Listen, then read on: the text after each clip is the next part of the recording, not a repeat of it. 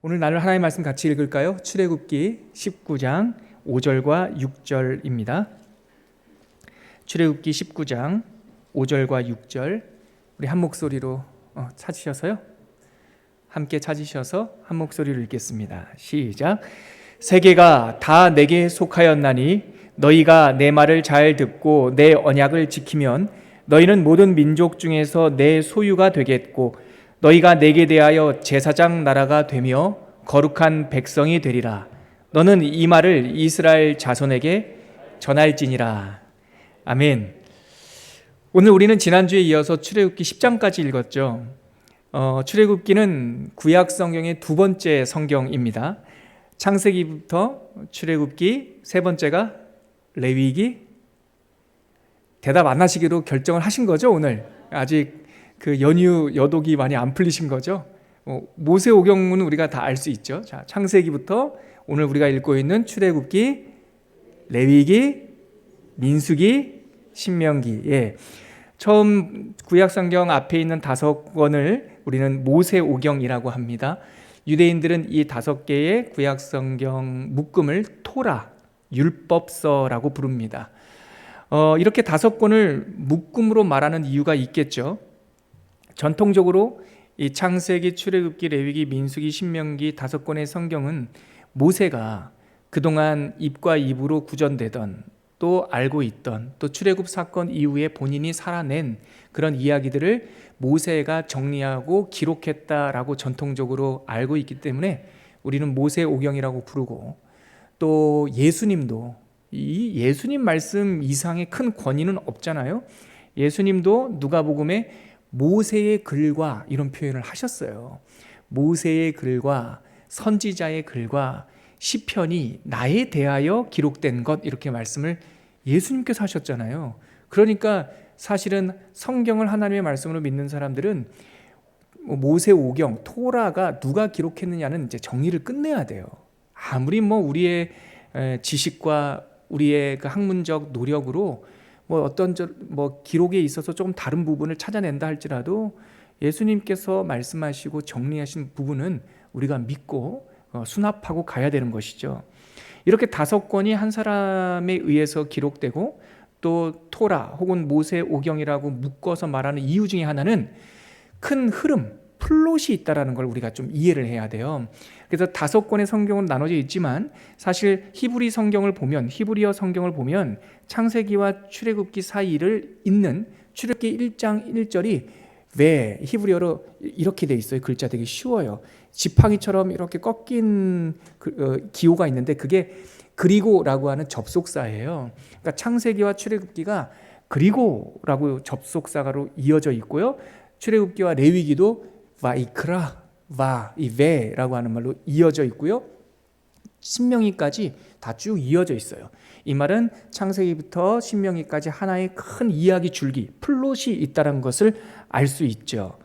그래서 저는 여러분들에게 이 모세오경을 소개할 때 한 인간의 성장 과정이라고 비유를 해서 말씀을 드려요. 여러분 잘 들리시나요?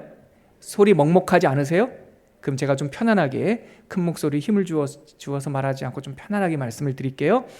그래서 창세기는요, 우리가 지난주까지 살펴본 창세기는 하나님의 백성, 구원받은 백성들의 출생과 성장 이야기라고 생각하시면 돼요. 세상이 어떻게 시작되었나, 그리고 창세기 12장에 가면 하나님의 백성 구원 이야기는 어떻게 시작되었나, 4대 족장 아브라함, 이삭, 야곱, 요셉을 통해서 하나님의 백성들이 성장하는 이야기, 출생과 성장 이야기를 창세기에서 말하고 있다면, 저는 인간의 일생이라고 하는 비유를 통해서 출애굽기는 이제 다 성장하면, 우리 어른들 하시는 말씀처럼 자녀들이 관연하면 그 다음에 뭐가 나오죠? 명절에는 하면 안 되는 금기요. 결혼 언제 하니? 이런 말 있잖아요. 그러니까 사람이 성장하면 이제 나중엔 결국은 본인의 배필을 만나서 가정을 일구게 된단 말이죠. 그러한 그 인생의 그래프를 따라 본다면 출애굽기는 결혼 이야기다라고 저는 소개하고 싶어요. 하나님 앞에 성장한 이 이스라엘 백성이 430년의 시간을 지나서 하나님과 결혼하는 이야기가 출애굽이다. 그 메타포, 비유입니다. 하나님과의 언약식이 출애굽기의 큰 줄기예요. 그리고 레위기, 민수기, 신명기는 다음에 순서가 되면 제가 또 설명을 드리도록 할게요. 왜냐하면 지금 말씀드려도 다 까먹을 테니까 우리가 순서대로 하나씩. 창세기는 세상의 시작과 하나님의 백성의 출생과 성장 이야기. 출애굽기는 그렇게 다 자라나서 이스라엘, 하나님의 군대처럼 크게 성장한 이스라엘 백성이 시내산 아래에서 하나님과 언약식을 맺는 이야기. 이렇게 생각하시면 좀 구도를 이해하는데 쉽습니다. 출애굽기를 히브리식 이름으로 유대인들은 뭐라고 부르냐면요, 쉐모트 이렇게 부릅니다. 쉐모트. 이 말이 뭐냐면 이름이라는 뜻이에요. 왜 이렇게 이름을 붙였냐? 유대인들은 전통이 뭐냐면 그 구약 성경, 특히 모세오경에 창세기면 1장 1절, 출애굽기도 1장 1절, 레위기도 1장 1절, 그 첫 구절에 나오는 핵심 단어를 그 책의 이름으로 정했어요. 그래서 출애굽기 1장 1절에 보면 야곱과, 출애굽기 1장 1절입니다. 지금 출애굽기 이야기하고 있어요. 야곱과 함께 각각 자기 가족을 데리고 애굽에 이른 이스라엘 아들들의 이름은 이러하니. 쉐모트라는 말이에요. 여기서 이름은 이러하니까 출애굽기의 전체적인 흐름을, 이야기를 꿰는 이 바늘과 같은 역할을 하는 것이 바로 이 이름이라고 하는 주제예요. 그래서 모세라고 하는 이름도 물에서 냈다라고 하는 의미가 있고요. 또 아주 중요한 출애굽기에 잊을 수 없는 사건은 출애굽기 3장 14절에 나오는 하나님의 이름이 이 세상에 공포되는 사건이에요. 하나님의 이름 우리가 어떻게 알고 있죠? 여호와, 나는 스스로 있는 자다. 그래서 여호와라고 하는 이름이 드디어 이 세상에 사람의 글자로 표현되는, 그리고 출애굽기 33장이나 또 그 이후에 보면 하나님께서 모세를 위로하시면서 무슨 표현을 쓰시냐면, 이건 출애굽기만 나오는 표현이에요. 내가 너를 너의 이름으로도 알았고, 이런 표현을 쓰세요. 그러니까 모세가 마치 하나님과 친구처럼 이야기하듯이 친근했다라는 표현이 있죠. 특별히 출애굽기 33장에는 모세가 중보기도 하다가 다음 주까지 읽을 분량이 포함되어 있어요. 다음 주 수요일 날 읽을 분량이에요. 이스라엘 백성이 금송아지 사건 때문에 하나님하고 틀어졌어요. 모세가 그 이혼을 막아요. 이혼하면 안 됩니다. 하나님, 백성을 버리시면 안 되죠. 중보기도 할 때 하나님께서 마음을 돌이키자 이 모세가 용기를 가지고 하나님의 영광을 보여주십시오, 이렇게 요청을 해요. 그랬더니 하나님께서 네가 나를 보면 죽어. 그러면서 그 중보기도의 문맥 속에서 백성을 위해서 기도하는 모세가 얼마나 기특했던지 하나님께서는 내가 너를 네 이름으로도 알았어. 속속들이 안단 얘기예요. 그래서 이 출애굽기를 쭉 꿰뚫고 가는 이 키워드, 모티브라고 할 수 있어요.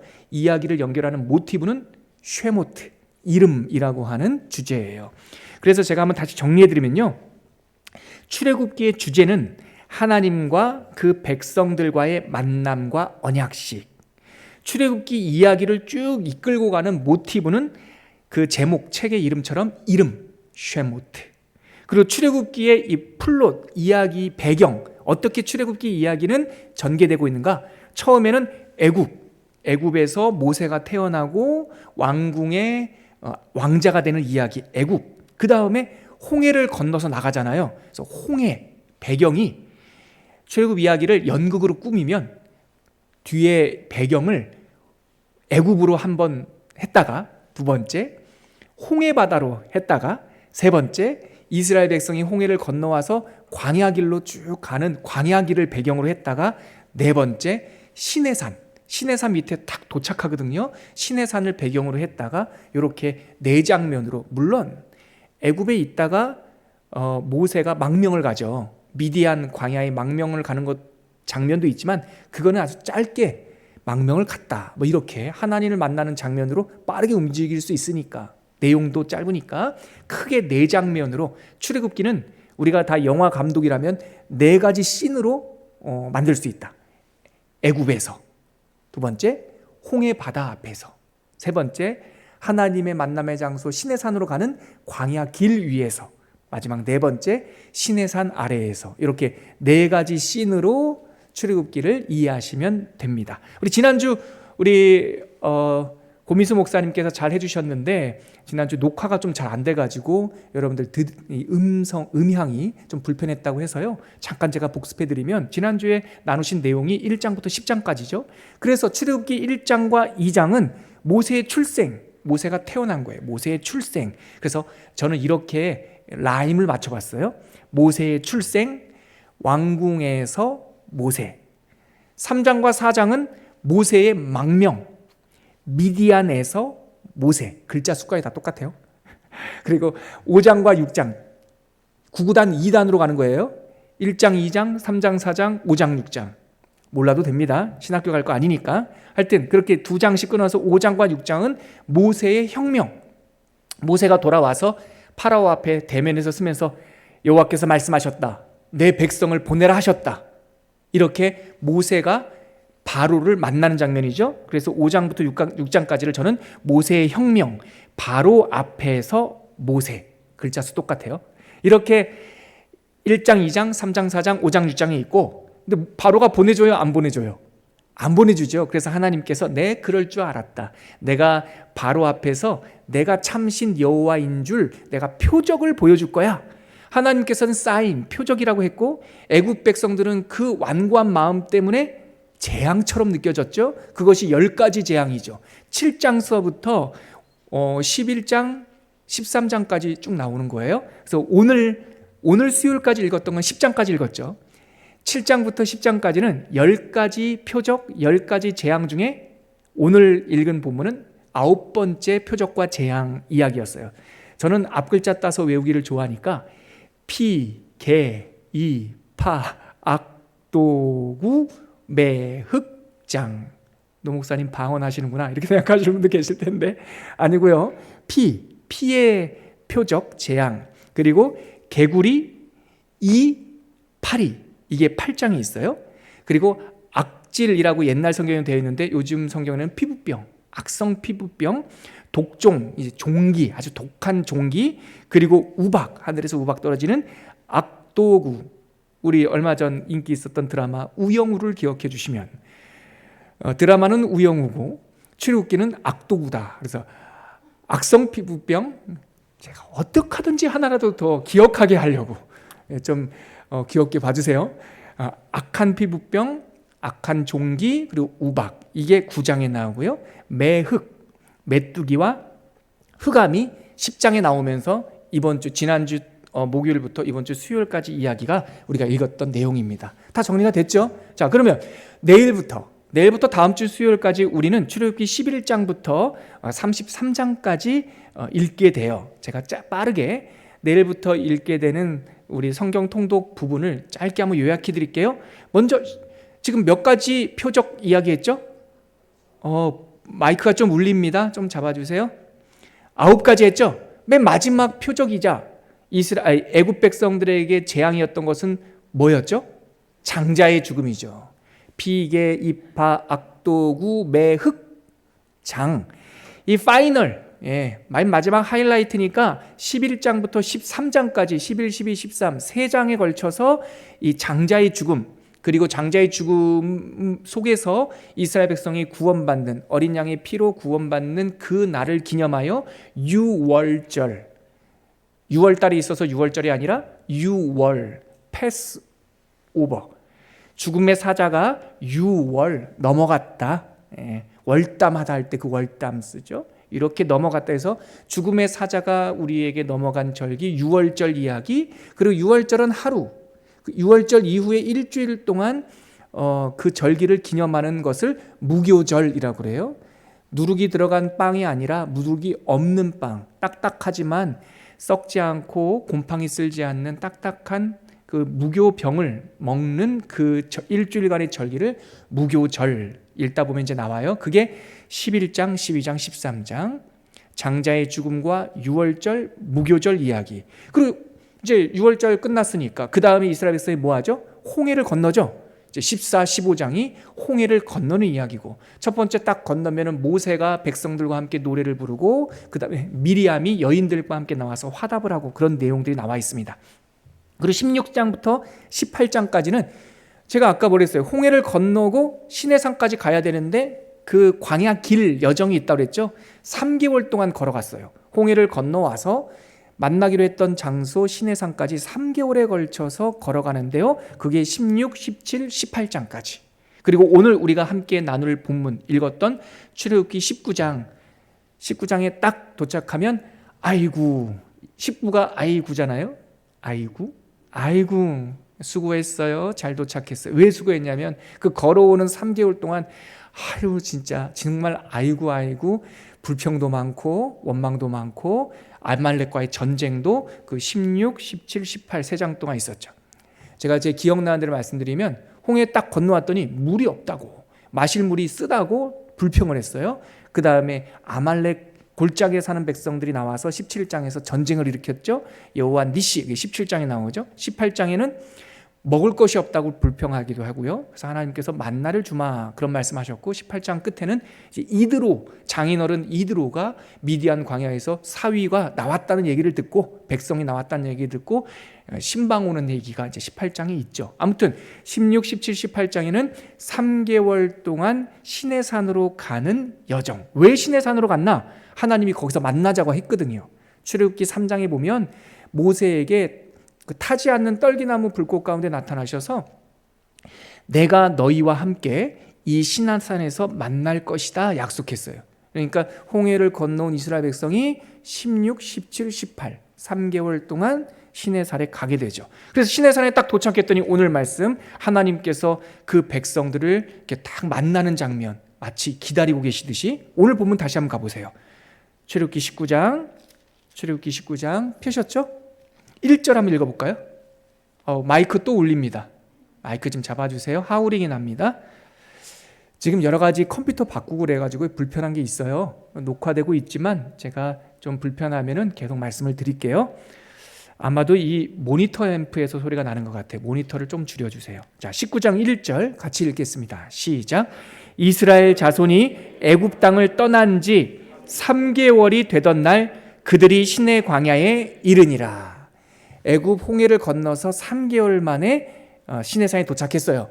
그리고 나서 여러분 꼭 1년 만에 그 시내산에서 다시 떠나서 광야길을 가거든요.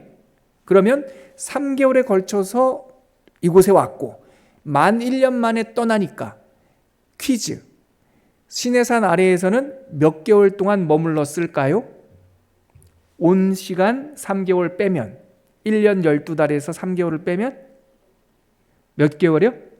그렇죠. 그러니까 9개월 동안 이스라엘 백성이 시내산 밑에서 하나님과 언약식을 맺고 하나님의 율법의 말씀을 듣고 성막, 결혼했으면 뭐가 필요해요? 신혼집이 필요하죠. 같이 함께 있고 싶죠.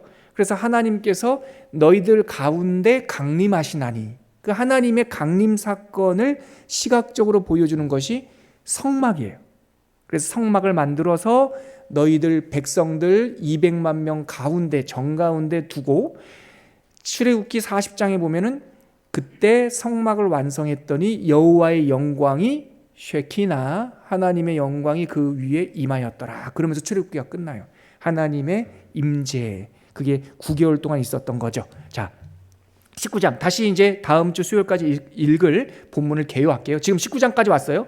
딱 도착했더니 오늘 우리가 읽었던 19장 5절 6절 말씀으로 세계가 다 내게 속하였나니 너희가 내 말씀과 계명을 잘 지키면 너희가 나의 보배로운 소유가 되고 거룩한 나라가 되고 제사장 나라, 거룩한 백성이 되고 제사장 나라가 되리라.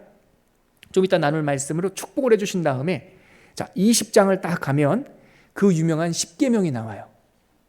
앞으로 모든 말씀을 주시는데 10계명은 으뜸 말씀, 머릿돌과 같거든요. 10계명을 20장에 딱 주시고 그 다음에 저를 한번 보세요. 필요하신 분들은 지금 자막에 나오는 것도 유튜브 보시면서 다시 복습할 수 있고 혹시 동반 신청하신 분들은 조장님들한테 부탁하면 다 정리된 것도 드릴 거예요. 그리고 나는 뭐 양육 신청은 안 했고 수요 예배만 드렸어요 하시는 분들 그냥 듣고요. 그냥 흐름만 아셔도 충분히 도움이 돼요. 받아 적느라고 고생 안 하셔도 돼요. 자, 19장 도착했고요. 20장에 하나님께서 모세에게 10계명을 주시고요. 그 다음에 21장에서 23장까지 뭐냐면 결혼하면요 뭐가 제일 힘든 줄 아세요 여러분? 스타일이 안 맞아요. 그리고 같이 살면은요, 평소 데이트할 때 뭐 일주일에 한 3번, 그리고 만나면 한 2시간씩 데이트할 때는요, 안 맞을 일이 별로 없거든요. 근데 결혼해서 24시간 365일 같이 살면요, 이 화장지 거는 것까지도 불편해요. 남자는 화장지를 앞으로 걸고 싶어 하고요, 여자는 화장지를 뒤로 걸고 싶어 하고요. 또 왜 남편들은 그 변기를 올리지 않고 볼일을 봐요? 그것 때문에 오빠랑 많이 싸우죠. 그게 생활 습관이 안 맞아서 그런 거거든요. 그러니까 하나님께서 십계명은 언약서와 같다면 21장부터 23장까지는 이제 생활 규례예요. 생활 규례. 너네들 백성들 사이에 분쟁이 있으면 이렇게 배상하자. 누가 누구 거에 손을 댔어. 그럴 수 있지. 손 대면 큰일 나. 3배로 갚어? 5배로 갚어? 누구한테 소를 맡겼는데 그 소가 죽었네? 그 소가 죽을 때 주인이 있었으면 그 책임 없어. 주인이 없는 데서 소가 죽었어? 근데 어떻게 죽은지 몰라? 그러면 책임 없어. 그냥 고기만 가져가.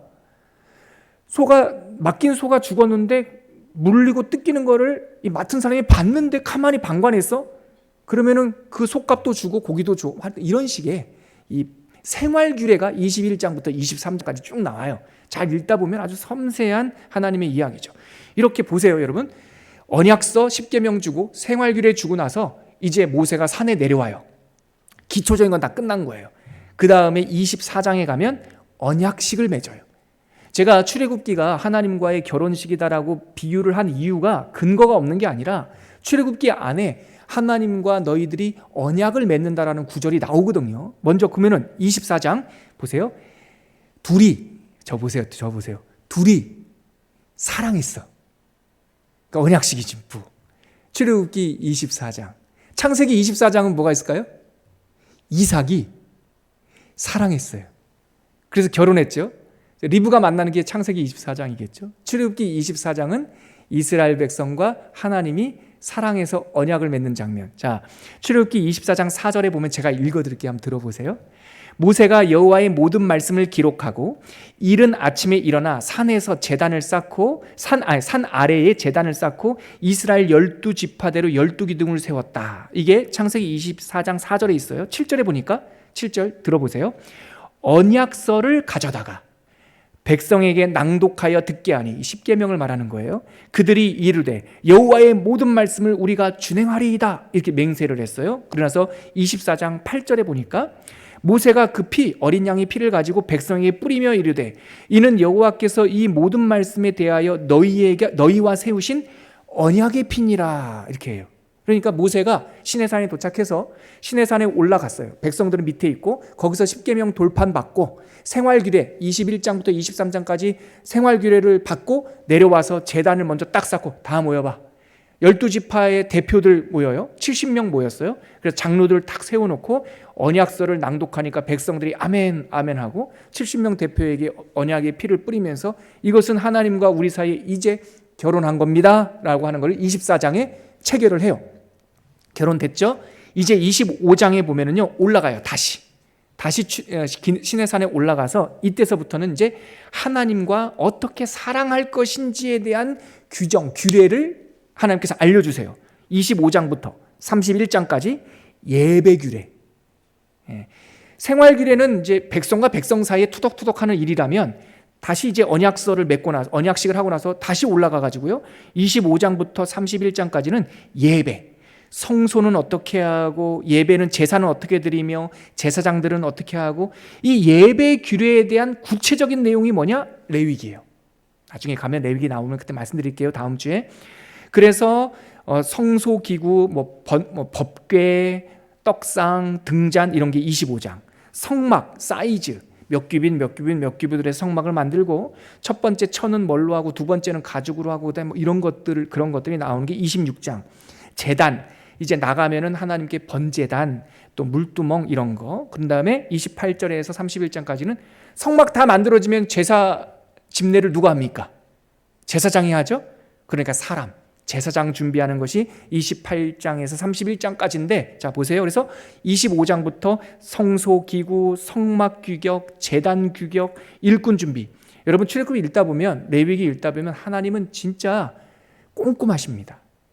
그래서 대충 말씀하신 게 없어요. 다 순서에 따라 말씀하셨어요. 31장까지 다 완성하고 이제 됐다 하실 때 하나님께서 놀라셨어요. 모세야, 큰일 났다. 쟤네들 산 밑에서 이상한 짓 한다. 저 밑에서 막 뛰도는 소리가 들리네. 금송아지 사건이 일어난 거예요. 거기 32장이죠. 32장 모세가 내려와 봤더니 백성들이 아론을 앞세워가지고 금송아지 만들어 놓고 이것이 여호와라고 올라가서 40일 동안 있었거든요. 성소 또 기구 뭐 제단 뭐 다 이거 듣고 그림 그리고 기록하는데 40일 걸렸어요. 그러니까 백성들이 그거를 못 참아. 제가 그랬죠. 믿음이 연약한 사람들이 제일 어려운 게 시간을 통과하는 일이라고. 40일을 못 참고 금송아지를 만들어 놓고 그 앞에서 막 춤추고 있으니까 모세가 화가 나가지고 아시다시피 돌판을 10계명 돌판을 깨뜨린 거예요. 모세의 분노의 표현이기도 하지만 그 깨진 돌판은 하나님과 이스라엘 백성이 결혼한 지 얼마 안 되었을 때 이혼 직전에 갔다 그 말이에요. 그때 33장, 다음 주 수요일 날 읽는 33장 보세요. 33장이죠. 창세기 33장은 똑같은 거 두 사람이 등장하잖아요. 그러니까 야곱과 에서 쌍둥이가 만나는 장면인데 출애굽기 33장은 하나님 앞에 모세가 무릎을 꿇고 아니되옵니다. 주여, 이 백성을 버리시면 큰일 납니다. 하나님께서 버리시면은 세상 사람들은 속도 모르고 여호와가 이스라엘 백성을 꼬여서 광야로 부르더니 광야에서 다 죽게 했다라고 하나님의 영광이 가려집니다. 하나님 한 번만 용서해 주십시오. 그것이 안 된다면 생명책에서 제 이름을 지워주십시오. 그 이야기가 출애굽기 33장에 기록되어 있단 말이죠. 제가 지금 이야기식으로 쭉 풀었지만 이것이 내일부터 출애굽기 11장부터 다음 주 수요일까지 우리가 통독할 출애굽기 전반적인 내용, 개요였습니다. 이 가운데 저는 오늘은 좀 길게 개요를 말씀드렸어요. 재미있죠? 이야기 줄거리가 쭉 다 아시는 내용이니까 다시 복습처럼 새록새록 떠오르시죠? 이 가운데 제가 이 수요 예배 시간에, 수요 강좌 시간에 여러분들에게 꼭 나누고 싶은 한 말씀은 출애굽기 19장 오늘 읽었던 5절과 6절이에요. 바로 이것은 아까도 말씀드렸지만 하나님께서 만나자고 했던 시내산에 도착하자마자 소위 제가 별명 붙였어요. 우리 주 여호와 하나님의 환영사. 결혼식 직전에 이 신랑이 신부를 맞이하기 위해서 그 앞에 폐물처럼 그 예전에는 처가댁 가서 신부를 낙이나 말에 태워서 모셔왔잖아요. 혹은 이 가마에, 우리 동양식으로 말하면 신부를 가마에 태워서 신랑 집으로 모셔왔잖아요. 마치 그런 느낌이 나요. 이스라엘 백성이 시내산 아래에 딱 도착하니까 하나님께서 환영사를 하시는 말씀이에요. 다시 한번 읽어볼까요? 다시 한번 우리 5절과 6절입니다. 성경책을 보시고 한 번 더 읽겠습니다. 시작. 세계가 다 내게 속하였나니 너희가 내 말을 잘 듣고 내 언약을 지키면 너희는 모든 민족 중에서 내 소유가 되겠고 너희가 내게 대하여 제사장 나라가 되며 거룩한 백성이 되리라. 여기까지요. 참 복된 말씀이에요. 하나님께서 백성들을 기다리고 기다리셔서 보자마자 감탄하시면서 하신 말씀이에요. 근데 이 말씀 속에 중요한 명사 3개의 단어가 있어요. 첫째가 뭐냐면 내 소유라고 하는 단어예요. 거기 동그라미예요, 여러분. 그리고 두 번째 중요한 단어는 제사장 나라라고 하는 거에 동그라미예요. 동그라미. 우리 수요예배 오실 때는 연필도 가져오시면 좋아요. 세 번째, 거룩한 백성, 이 동그라미예요. 하나님께서 이스라엘 백성 만나자마자 마치 신랑이 신부에게 값비싼 그 결혼 지참금을 주듯이 하나님께서 이스라엘 백성에게 축복하시는 거예요. 내 소유가 될 거야. 제사장 나라가 될 거야. 거룩한 백성이 될 거야. 이 3가지는 출애굽기서부터 짧게는 모세오경, 길게는 요한계시록까지 하나님과 하나님 백성 사이를 연결하는 연결고리예요. 이때서부터 이 3가지 명사가 1500년의 시간을 꿰뚫고 예수님이 오실 때까지 이 3가지 나의 소유, 제사장 나라, 거룩한 백성이 화살처럼 시간을 관통을 해요. 너무 중요한 3 단어예요. 이 중에서 가장 쉬운 것부터 우리가 나눌 텐데요. 맨 마지막에 있는 거룩한 백성이라는 뜻이 무엇인지 한번 제가 말씀을 드리겠습니다. 하나님은 당신의 사람들에게 거룩한 백성이 되리라 라고 선언하십니다. 여기서 키워드는 거룩입니다. 거룩은 구별, 정결 혹은 깨끗하다, 정함, 나눠지지 않고 한마음, 이런 것이 다 포함된 말이 이 카도시, 거룩하다라고 하는 말이에요. 이 주제는 시내산에서 첫 만남을 가진 이후 약속에 들어가기까지, 짧게는 모세오경이에요. 신명기까지가 약속의 땅에 들어가는 거죠. 약속의 땅에 들어가기까지 모세오경 전체를 꿰뚫는 주제가 뭡니까? 거룩이에요. 광야 40년은요 이스라엘 백성이 거룩해지는 정화 과정이었어요. 430년 동안 종살이하면서 뼛속 깊이 종의 문화, 종의 습관이 길들여 있지 않았겠습니까? 하나님께서 그 백성을 그 종살이하던 애굽에서 빼내는 것은요 하룻밤이면 됐다니까요. 하룻밤이면 홍해를 건너올 수 있었어요.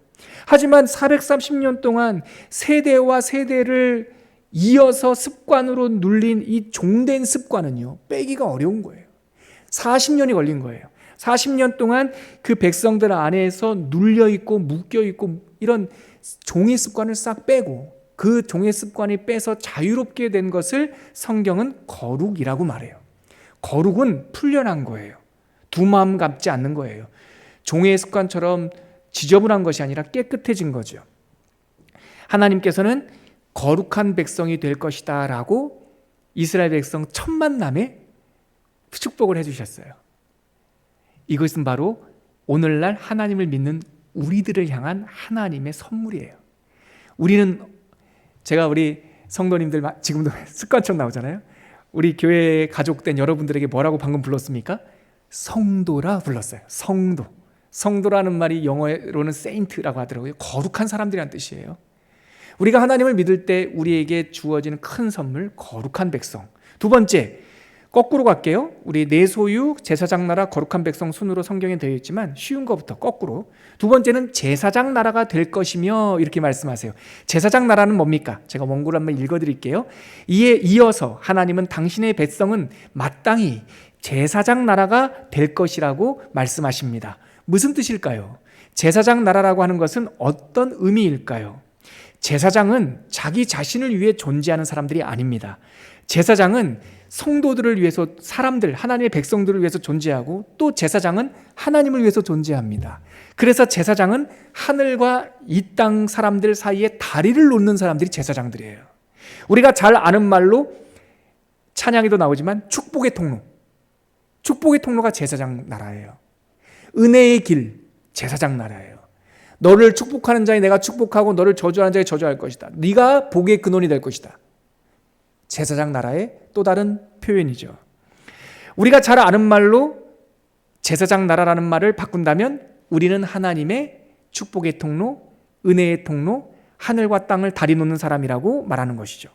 앞으로 살펴보겠지만 제사장 직무를 대표하는 지파가 12지파 중에 어떤 지파가 제사장 지파가 됩니까? 레위 지파죠. 이제 다음 주에 할 거예요. 레위 지파가 하나님하고 언약을 맺어요. 민수기 18장 19절에 보면 아론과 하나님 사이에 언약식이 나오는데 세부 언약이 나오는데요. 이런 구절이에요. 제가 읽어드릴게요. 민수기 18장 19절. 이스라엘 자손이 여호와께 거제로 드리는 모든 성물은 이렇게 들어서 예배 제사 드리는 모든 성물 가운데서 내가 영구한 너의 몫을 음식으로 너와 내 자녀에게 주노니 아론 지파 즉 레위 지파 사람들을 말하는 거예요. 레위 지파들은 자기 땅이 없거든요. 백성들이 제사 드리는 것 중에 거제 들어서 하나님께 영광 돌린 그 성물 중에서 레위 지파의 음식이 되는 거예요. 너에게 주노니 이는 여호와 앞에 너와 내 후손에게 영원한 소금 언약이라 이런 표현이 나와요. 민수기 18장 19절 소금 언약. 하나님께서는 제사장 지파와 언약을 세부 언약을 맺으면서 야 나와 너희들 사이에 맺은 거 이 약속을 소금 언약으로 하자. 소금은요 자기를 위해서 존재하지 않아요. 썩지 않게 하는 거고요. 골고루 퍼지는 거고요. 맛이 나게 하는 거예요. 여기에 제사장 나라의 의미, 제사장 지파의 의미가 있어요. 제사장 나라는 뭐다고요? 나를 위해 존재하지 않아요. 하늘과 땅에 다리를 놓는 것이고 소금처럼 골고루 썩지 않게 하는 것이고 많은 사람들의 삶의 맛을 나게 하는 것이고, 요즘 쉬운 말로 다시 제가 세 번째 말씀드립니다. 제사장 나라라고 하는 것은 우리가 축복의 통로, 은혜의 통로 역할을 하게 하겠다라고 하는 말씀이죠. 이게 근데 왜 축복인지 아십니까? 저 한번 보시겠어요? 제가 2023년 새해를 맞이해서 저희 아내와 딸에게 누차 요즘에 하는 말이 있어요. 같이 요즘에 간증해요. 서로 고백해요. 공부해서 남 주자. 우리 딸아이 이제 5학년 됐는데요, 저희 아내가 틈틈이 그 말을 해요. 공부 왜 하니? 남 주려고. 최근에도 그랬다 하더라고요. 또 최근에 누구 만났는데 우리는 공부해서, 우리는 목회해서, 우리는 잘 살아서 남 줄 거예요. 이 말에 축복이 담겨 있어요. 제가 예전에 말씀드렸듯이 우리는 저수지가 아니에요. 가둬두려고 하면 썩어요. 우리는 흘려보내는 제사장 나라예요. 근데 여러분 생각해 보세요. 왜 복인가? 흘려보내는 파이프가 마르겠습니까? 가뭄 때에 저수지도 마르고 큰 강도 바닥이 쭉쭉 갈라지는 경우도 있지만, 생수의 근원이 마르지 않는다면, 하나님이 마르지 않는다면, 이 마르지 않는 생수에서 우리를 통하여 은혜가 흘러가고 말씀이 흘러가고 하나님의 축복이 흘러간다면 이 파이프가 마르겠습니까? 제사장 나라가 된다고 하는 것은 마르지 않는다는 거예요. 하나님이 너희의 기업이 될 거니까 너희들이 항상 흘러넘치는, 흘려보내는 복을 받게 될 것이다라는 것이 그 시내산 아래에서 선포하신 두 번째 선물이었어요. 자, 세 번째 뭔가 거꾸로 보면요, 내 소유라고 하는 거예요. 이게 키워드예요. 이거 어려워요. 근데 이게 너무너무 값져요. 제가 지금 출애굽 이야기를 결혼 이야기로 풀고 있죠. 아까 결혼하려면 여러분 결혼식 할 때 뭐 교환합니까? 예물 교환하죠. 그때 언약의 반지 같은 거 교환하죠. 여기 내 소유란 말이, 물론 언약식의 반지 교환하는 것은 후대에 만들어진 관습이지만, 내 소유란 말은 그걸로 생각해도 돼요. 여기서 내 소유란 말이 세굴라, 히브리어, 이거는 적어놓으면 좋겠어요. 세 어이예요. 시옷 어이, 세굴라, 히브리어로. 이게 treasure, 보화, 보물이란 뜻이에요. 그러니까 너희는 내 소유가 되고라고 하는 말은 오늘 설교 제목처럼 나의 보배로운 소유이다 라고 하는 뜻이에요. 하나님께서 이스라엘 백성 보자마자 내 국보 1호 이렇게 선언하신 거예요. 너희들은 내 보배야. 너희들은 내 소유된 백성, 세굴라, 나의 보화와 같은 사람이야 라고 하나님께서 감탄하신 것이죠. 하나님께서 그것이 바로 우리에게 주는 축복인 거예요. 그러고 보니까 알게 됐어요. 우리가 홍해를 건너온 이 구원 사건은 애굽으로부터 구원이 아니에요. 그거는 반쪽이에요. 구원의 의미는 뭐냐면 하나님의 신부가 되는 사건이에요. 왜 건너옵니까? 우리가 왜 건너온지 모르면 광야에서 방황하는 거예요. 그런데 목적이 있으면요, 힘든 홍해바다도 건널 수 있어요. 누구에게 갑니까? 하나님께 가는 길이죠. 그래서 지난주에 우리 고민수 목사님이 제목을 잘 잡았어요. 다시 돌아가는 길이라는 거예요. 누구에게로? 하나님께로. 우리가 하나님께 돌아갈 때 하나님께서 우리를 뭐라고 불러주신다고요? 히브리어로 세굴라, 나의 보배로운 보석이구나, 이렇게 불러주신다는 것이죠. 자, 그런데 여기서 하나가 더 있어요, 여러분. 자, 세 가지 하나님께서 우리에게 만나는 그날, 시내산 아래에서 세 가지 축복, 성경에 있는 순서대로 한번 말해볼게요. 먼저 내 소유가 될 것이다. 두 번째, 제사장 나라가 될 것이다. 세 번째, 거룩한 백성이 될 것이다. 다시 한번, 이거 영상 녹화 내일 올려줄 때 이렇게 자막 넣어주세요. 자, 세 가지 하나님께서 우리에게 시내산 아래 첫 만남에서 주신 축복. 첫 번째, 내 소유, 세굴라가 될 것이다. 두 번째, 제사장 나라, 다리 놓는 사람이 될 것이다. 축복의 통로가 될 것이다. 세 번째, 거룩한 백성, 종된 백성이 아니라 자유인이 될 것이다. 하나님께서 이렇게 세 가지를 주셨어요. 그런데요, 여기서 묘한 부분이 하나가 있어요. 성경 구절 다시 한번 가보시겠어요? 오늘 본문 가보실래요? 19장 5절 같이 한 번만 더 읽어볼게요. 이 세 가지 선물을 주시는데 이 세 가지 선물이 담긴 포장지가 하나 있어요. 5절 읽겠습니다. 시작. 세 개가 다 내게 속하였나니 너희가 내 말을 잘 듣고 내 언약을 지키면 너희는 모든 민족 중에서 세굴라, 내 소유가 되고 너희가 제사장 나라가 되고 거룩한 백성이 되리라. 여기서 묘한 게 뭐냐면 미완료 조건문이라는 거예요.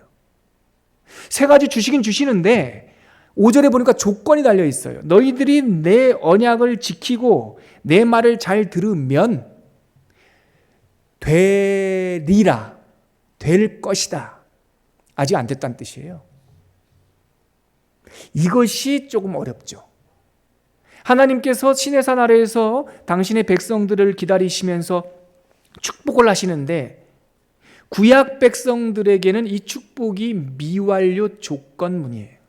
그러니까 이스라엘 사람들이, 유대인들이 율법을 의무사항으로 오해한 것도 다 이유가 있어요. 이런 조건문이기 때문에.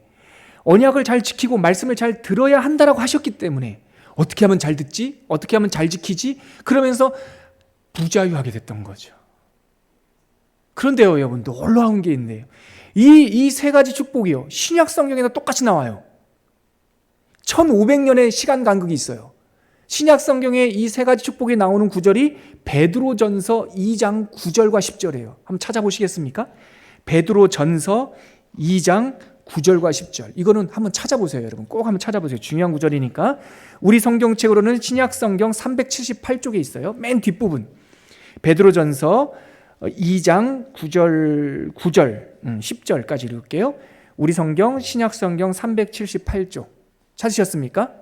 9절부터 우리 같이 한번 읽어볼까요? 화면 보시면서 여러분 성경책 보시면서 같이 읽을게요. 시작.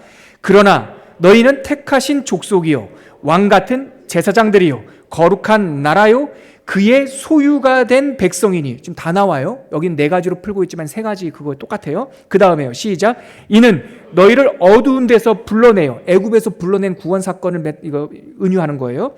그의 기이한 빛에 들어가게 하신 이의 아름다운 덕을 선전하게 하려 하심이라. 10절은 제가 읽어드릴게요. 너희가 전에는 백성이 아니더니 이제는 하나님의 백성이요 전에는 긍휼을 얻지 못하였더니 이제는 긍휼을 얻은 자니라. 얻을 자가 아니라 얻은 자니라. 완료형이에요. 여기 보세요. 9절 보세요. 그러나 너희는 택하신 족속이 될 것이다가 아니라 족속이요 왕같은 제사장들이요 거룩한 나라요 그의 소유가 된 백성이니. 똑같은 세굴라 축복이 있는데 베드로전서 2장은 완료형이에요. 여기에 신비가 있는 거예요, 여러분. 이스라엘 백성을 처음 만나는, 결혼식하는 시내산 아래에서는 미완료 조건문이었는데 1500년이 지나서 베드로전서 2장에 가니까 이 세 가지 축복, 네 가지 표현이 완료돼 버렸어요. 조건이 무엇이었습니까? 너희들이 내 말을 잘 듣고 내 언약을 지키면. 도대체 이 언약과 말씀과 하나님의 뜻을 누가 지켰고 누가 이루셨고 누가 완성하셨습니까? 이 1500년 시간 속에 누가 오셨습니까? 예수님이 오신 거예요. 예수님이 오셔서 하나님의 율법을 완성하셨고 하나님께서 하나님의 공의를 충족하셨으며 우리의 부족한 죄값을 예수님께서 치르신 거예요. 그래서 그냥 갑자기 조건문이 완료형으로 그냥 종이 손바닥 뒤집듯이 하나님께서 뒤집으신 것이 아니라 이 율법과 말씀을 완성하신 분이 오셨단 말이에요. 그 부분이 예수님이에요. 전에는 백성이 아니더니 이제는 백성이요 전에는 긍휼을 받지 못하더니 이제는 긍휼을 받는 자이다라고 선언을 하시는 거죠. 누구로 인하여? 예수님으로 인하여. 그래서 로마서 10장 4절에 보면 이런 말씀이 있어요. 로마서 10장 4절. 그리스도는 모든 믿는 자에게 의를, 하나님의 공의를 이루기 위하여 율법의 마침이 되시니라. 우리 자막 보면서 같이 읽겠습니다. 시작. 그리스도는 모든 믿는 자에게 의를 이루기 위하여 율법의 마침이 되시니라. 율법의 마침이란 말은 다른 말로 완성이라는 뜻 아니겠습니까? 세굴라의 축복은 출애굽기의 분기점이에요. 바로 이 나의 소유가 된 백성이 되고 거룩한 제사장 나라가 되고 거룩한 백성이 될 것이다라고 하는 것은 구원의 다른 표현이에요. 이 세 가지가 보아와 같은 백성, 거룩한 제사장 나라, 거룩한 백성이라고 하는 것은 요한계시록까지 쫙 뚫고 가고 맨 마지막에 보면 거룩한 백성 14만 4천 명이 흰 세마포를 입고 구별되어 하나님 앞에 선단 말이에요. 마지막 백보자 심판 때 이 14만 4천 명이 하나님과 어린 양의 보좌 양옆에 서서 제사장 역할을 한단 말이에요. 중보자 역할을 한다고요. 그것이 출애굽기 19장에 나오면서 예수 그리스도로 인하여 완성되었고, 이제 우리는 우리의 공로나 우리의 모양이 아니라 예수 그리스도의 보배로 오신 보혈, 어린 양의 보혈, 그의 공로로 인하여 하나님의 보물이로가 되었고, 하나님의 거룩한 제사장 나라가 되었고, 하나님의 거룩한 백성이 되었다라는 거예요. 사랑하는 성도 여러분, 이건 너무나 중요한 거예요. 자기가 얼마나 가치 있는 존재임을 깨달을 때 우리는 종살이를 청산할 수 있습니다. 아무리 430년 동안 애굽에서 노예처럼 살았다 하더라도 나를 씻겨주시는 하나님, 내가 얼마나 소중한 사람인 것을 깨달을 때 우리는 종살이를 더 이상 하지 않습니다. 우리는 허리를 펴고 얼굴에서 광채가 날 것이며 하나님의 아름다운 목적을 향하여 의미 있게 살아갈 것입니다. 제가 이 말씀을 준비하다가 예전에 읽었던 책, 주일 설교 때도 한번 인용했는데요. 빅터 프랭클 박사가 생각이 났어요. 빅터 프랭클 박사는 그 2차 세계대전 때 아우슈비츠 그 수용소로 끌려갔던 경험을 한 사람이에요. 죽을 뻔했죠. 근데 거기서 살아났어요. 거기서 살아나서 이 사람은 정신과 의사예요. 오스트리아 출신의 유대인 정신과 의사인데 그 아우슈비츠에서의 경험을 되살려서 죽음의 수용소라고 하는 책을 썼어요. 그 사람은 이렇게 질문을 던집니다. 수용소로 끌려갔던 사람이 1100만 명입니다. 그 중에 죽은 사람이 600만 명입니다. 그 중에서 가장 독하고 유명한 악명 높았던 곳이 아우슈비츠입니다. 내가 그곳에 있었습니다. 근데 그곳에서 내가 살 수 있었던 이유는 뭘까요? 빅터 프랭클 씨는 이렇게 말해요. 수용소에 갇혀있던 유대인들에게 지급되었던 것은 하루 식량은 단지 말라버린 빵 반 조각과 물 한 컵이었습니다. 그리고 매일같이 계속되는 고된 노동은 그들에게 삶의 의미를 빼앗아갔습니다. 그곳에는 포로로 잡혀온 수많은 사람들 중에서는 과학자도 있었고 자기처럼 의사도 있었고 선생님도 있었고 예술가도 있었습니다. 포로에 잡혀온 사람이에요. 그러나 그것이 전혀 중요한 문제가 아니었습니다. 그들이 의지를 내려놓는 순간 과학자도 선생님도 예술가도 모든 것들이 다 의미 없는 것, 힘이 되지 못했습니다. 그들은 그저 유대인이었고 나치즘의 희생양이 되어 수용소에서 죽음을 앞둔 포로였을 뿐입니다. 그런데 유대인들이 싸우고 삶을 험악하게 살아야 이 독일 사람들이 죄책감이 없어진다고 빵을 반쪽만 준 거예요. 반쪽 주면 뭐 하게 될까요? 싸우잖아요. 힘센 사람이 뺏을 거 아니에요. 물 한 컵만 준 거예요. 딱 하루에 살 수 있을 만큼만의 물만 준 거예요. 그러니까 씻을 수도 없고요. 양치도 할 수 없고요. 눈곱도 뗄 수 없어요. 그러니까 모습은 더 험해지죠. 그 험해지고 사람 교양이 없는 모습을 보면서 서로 싸우는 모습을 보면서 독일인들은 죄책감을 갖지 않게 되죠. 그때 이 빅터 프랭클은 한 가지 장면을 봤대요.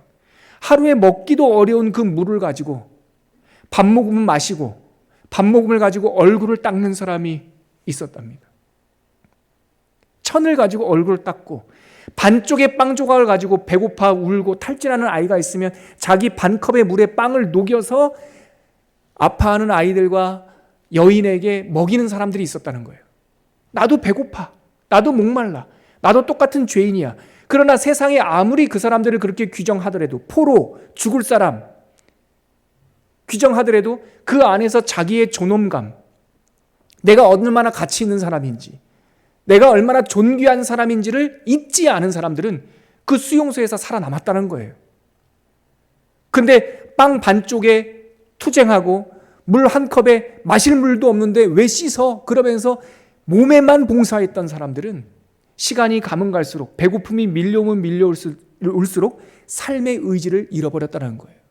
그 사람이 그 아우슈비츠에서의 경험을 살려서 로고테라피라고 하는 정신치료 기법을 개발해서 제안을 했어요.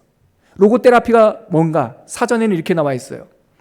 자신의 삶의 가치를 깨닫고 목표를 설정하도록 하는 것에 목적을 둔 실존적 정신치료 기법으로 의미치료라고도 번역되기도 한다. 오스트리아 태생 유대인 정신의학자인 빅터 프랭클이 아우슈비츠 강제 수용소에서의 경험을 바탕으로 제창한 심리치료 기법이다. 로고테라피 복잡해 보이지만 한마디로 말하면 이거예요. 내가 얼마나 가치 있는 존재인지 깨닫는 사람.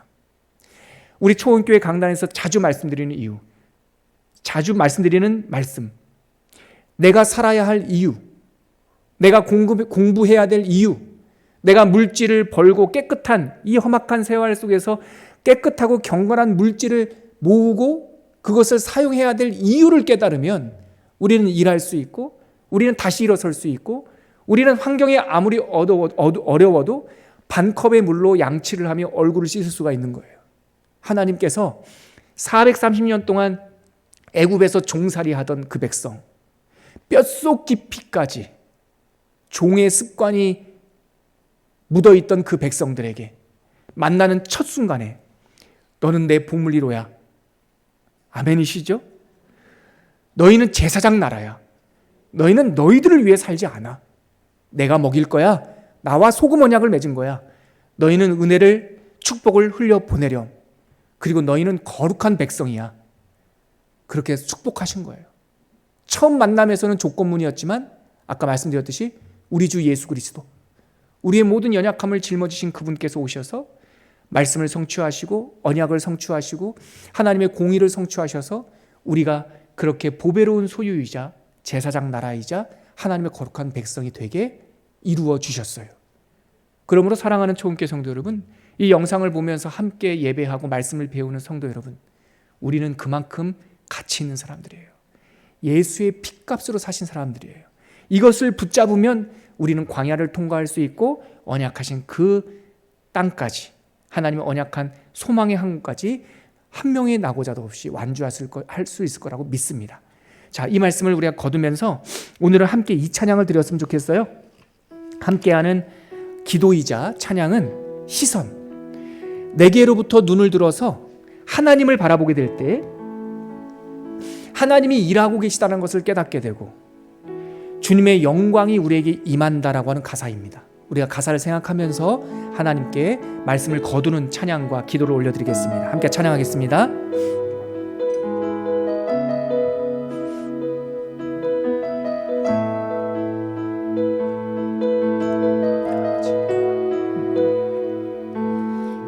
내게로부터 눈을 들어 주를 보기 시작할 때 주의 일을 보겠네. 내 작은 마음 돌이키사, 내 작은 마음 돌이키사 하늘에 꿈꾸게 하네.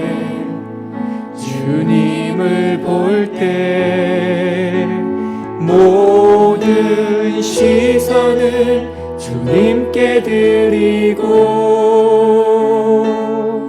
살아계신 하나님을 느낄 때 내 삶은 주의 역사가 되고 하나님이 일하기 시작. 성령이 나를 변화시켜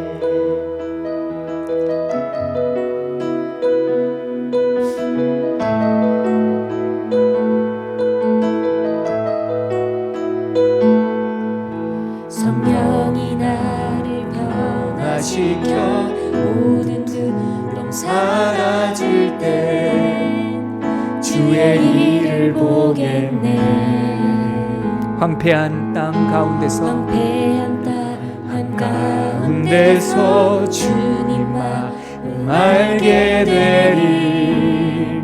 주님을 볼 때 모든 시선을 주님께 드리고 살아계신 하나님을 느낄 때 세상은 주의 나라가 되고 하나님이 일하기 모든 시선을 주님께 드리고 모든 시선을 주님께 드리고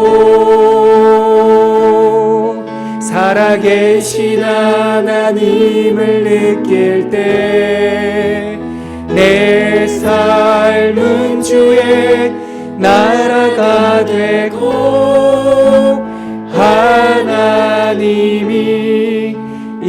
나기 시작하네. 이 찬양은 출애굽기 사건을 우리들에게 너무나 잘 보여주는 정말 아름다운 찬양입니다. 이 시간 함께 말씀을 거두면서 기도할 때, 하나님, 우리가 이제 주님을 만났습니다.